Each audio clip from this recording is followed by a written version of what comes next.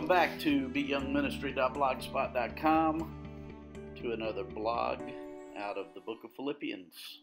Welcome to those who access the podcast through the Be Young Ministry YouTube channel. Today we're in Philippians chapter 2, verses 19 through 24, which reads, I hope in the Lord Jesus to send Timothy to you soon, that I may also be cheered when I receive news about you. I have no one else like him who will show genuine concern for your welfare. For everyone looks out for their own interests, not those of Jesus Christ. But you know that Timothy has proved himself, because as a son with his father, he has served with me in the work of the gospel. I hope therefore to send him as soon as I see how things go with me. And I am confident in the Lord that I myself will come soon. That's Philippians chapter 2, verses 19 through 24. You know, the Bible is a book about God interacting with people.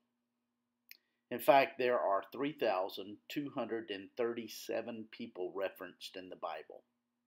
That's a lot of people in 30,000 verses.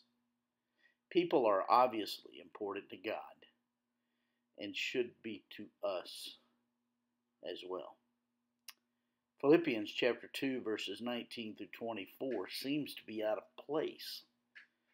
Paul has been addressing the fact that people are our second greatest potential joy stealer. In our text, the apostle begins with, I hope in the Lord Jesus. It is this posture that we must have in order to access his joy.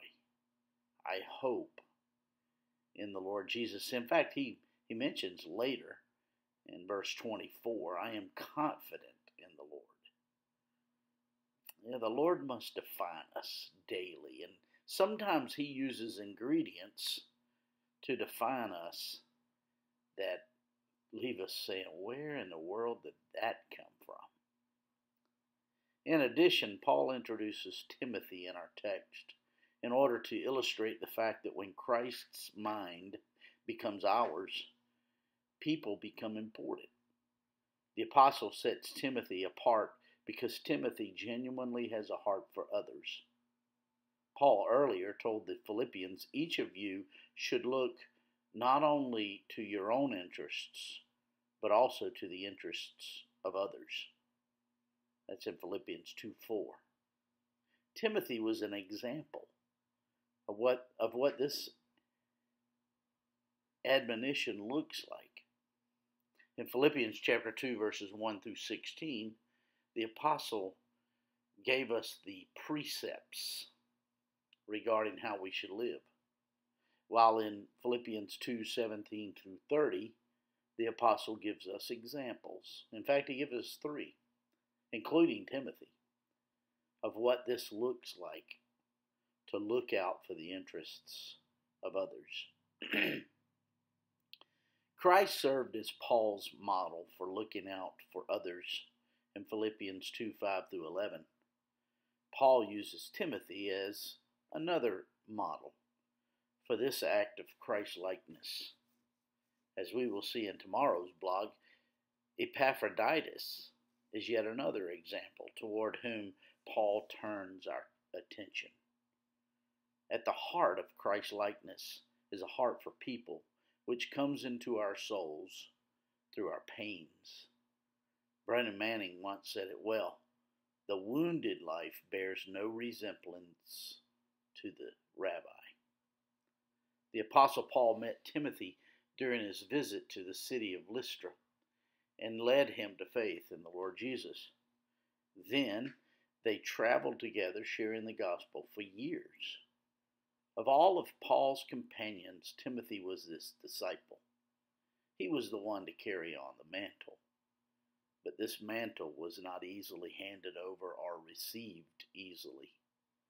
This mantle came on the heels of much consternation of soul.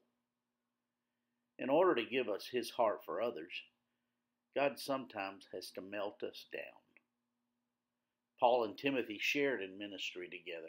They had a common purpose and a goal. This underscores the importance of surrounding ourselves with other people to walk through life together who have the same mission as we do. We can have a community without shared purpose, but we can't have shared purpose without creating community. Coming together around a common goal always builds a community between people. Paul says he has no one else to send to the Philippians who shares his concern for them. Everyone else who is available looks out for their own interests, not those of Jesus Christ. Timothy had shown that the advancement of the gospel was most important to him. As we have observed elsewhere in our study of Philippians, the cause of advancing the gospel brings people together and creates deep relationships. See Philippians chapter 1, verse 5 for more. Because of his love for the Lord, Timothy became genuinely interested in others, because he genuinely walked with the Lord Jesus.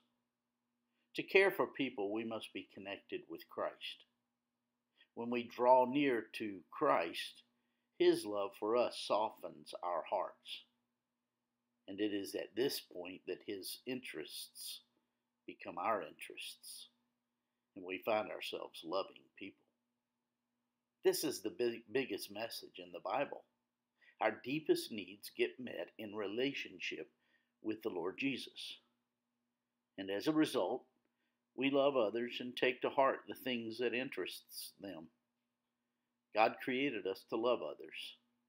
And as we take an interest in them by seeking to advance the gospel in their lives, we find soulmates with whom we share his heart. My friends, I trust this podcast and this blog are helping you in your walk with the Lord. If I can be of further assistance to you, shoot me an email to beyoungministry@gmail.com. Hey, have a great day.